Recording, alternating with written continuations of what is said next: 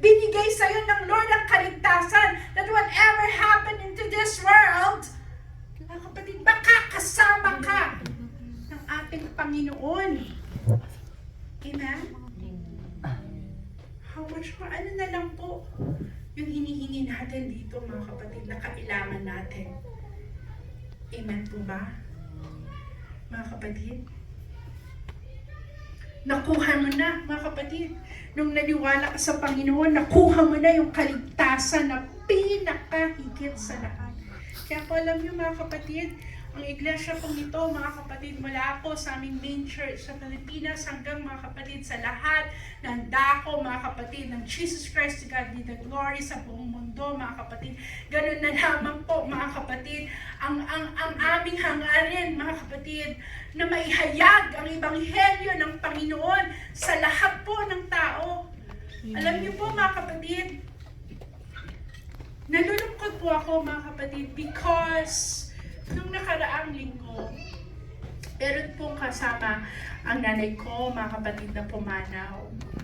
And in my heart, talagang nagigrip po ang puso ko. Sabi ko, sana, Lord. Kasi po, siguro twice or thrice, mga kapatid, na pumunta po siya sa gawain. And I know and I believe na narinig niya po yung gospel ng Panginoon.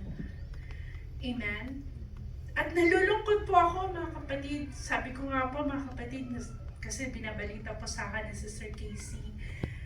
Sabi ko po, sana tumanggap na lang siya sa Lord.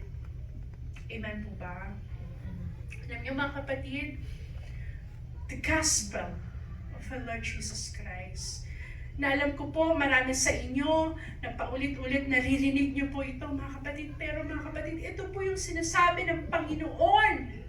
Mga kapatid, na kung maniniwala tayo, na sinasabi ng Lord, mga kapatid, that hindi enough na maniwala ka, na kailangan mong sundin.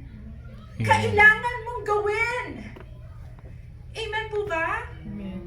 Kailangan mong gawin, mga kapatid. Kailangan mong ipamuhay.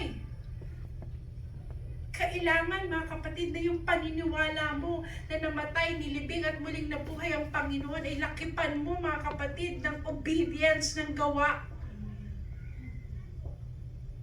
Ganun po yun, kahalaga, mga kapatid. And sometimes, mga kapatid, alam ko, nauunawaan ko po kayo, especially, mga kapatid, sa inyo po na dekada, mga kapatid, ang tanda sa amin, sa akin, mga kapatid. Pero nandun, mga kapatid, sana po nararamdaman nyo, mga kapatid. Sana, mga kapatid, nararamdaman nyo ang kamay ng Panginoon na pilit po kayong inaabot. Amen. Amen po ba? Napakapalad po ng bawat isa sa atin, mga kapatid, na nandun, mga kapatid, na dinadala tayo ng Panginoon. Hinahatid tayo ng Panginoon, mga kapatid, sa mga ganitong gawain na nagpapahayag po, mga kapatid, ng kaligtasan. Amen?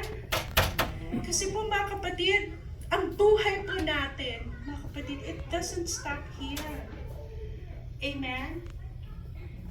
Meron pong buhay pagkatapos dito.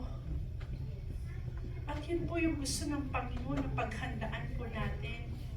Amen? Amen. Hindi po sapat, mga kapatid, na tayo, mga kapatid, pinaghahandaan natin, which is good. Dapat lamang po, mga kapatid, nagtatrabaho tayo ng sobra-sobra kasi pinaghahandaan natin yung kinabukasan natin dito sa world.